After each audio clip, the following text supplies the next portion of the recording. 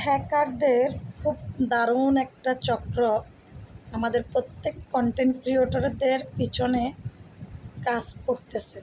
কিভাবে হ্যাকাররা আপনাদের পেজ খাবে, আপনাদের পেজ যখন একটু বড় হবে তখন হচ্ছে হ্যাকাররা বিভিন্ন কলা কৌশলের মাধ্যমে আপনার পেজ খাওয়ার চেষ্টা করবে। কিছুদিন আগে এক আপু আমাকে এই বিষয়টা জানায়, তো চিন্তা করলাম আমার আপু অনেক গুণী একজন মানুষ, সে অবশ্যই সব কিছু জানে, কিন্তু আমার আপুর থেকে অনেক অনেক যারা ছোট কন্টেন্ট ক্রিয়েটর আমার মতো তারা হয়তো বা জানে না। তাদের কথা চিন্তা করে আমি আজকের ভিডিওটা আপনাদের জন্য নিয়ে আসছি। তো চলুন আমরা শুরু থেকে সব কিছু শেয়ার করতেছি একদম নিখুঁতভাবে। তো ভিডিও ভালো লাগলে শেয়ার করে দিবেন।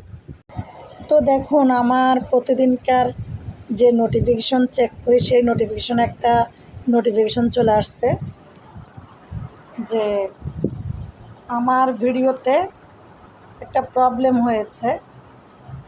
মানে 24 দিনের ভিতরে যদি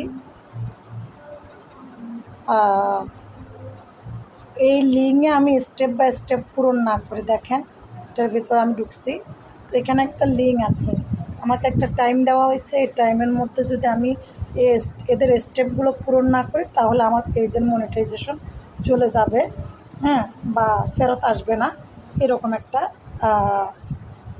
মেসেজ তারা আমার কাছে পাঠিয়েছে একটা নোটিফিকেশনের মাধ্যমে। হ্যাকারদের নতুন চক্র দেখেন, আপনারা অনেকেই ভুলভালভাবে এটাতে যদি লিঙ্কগুলোতে যদি ক্লিক করেন তাহলে কিন্তু আপনাদের পেজ চলে যাবে। তো চলুন আমি এইগুলো যখন আমার এই নোটিফিকেশন যখন আসছে আমি আমার পেজটা চেক করি। তো চলেন, আমি চাইলে এই যে ড্যাশবোর্ড এখান থেকেও চেক করতে পারি, আবার চাইলে, মানে আমি না, শুধু আপনারাও। তো আমার পেজে এমনিতে একটু প্রবলেম, তারপর আমি দিনরাত খেটে যাচ্ছি। তো আপনারা চাইলে পেজের ভিতরে ঢুকে এই যে আপনার পার্সোনাল ড্যাশবোর্ডে ক্লিক করলেও কিন্তু সেম। তো আমি কিন্তু এইখান থেকে দেখবো না, দেখেন আমি পেজে ঢুকে তারপরে যেই সমস্যাগুলো পেয়েছি, তারপর পেজ থেকে বের হয়ে যদি আমি একদম পেজের বাইরে যে অটোমেটিকলি যে ড্যাশবোর্ড শো করে এটাতে ক্লিক করলেও কিন্তু সেম, ঠিক আছে। তো আমি কিন্তু এটা থেকে আপনাদেরকে দেখাচ্ছি, হ্যাঁ।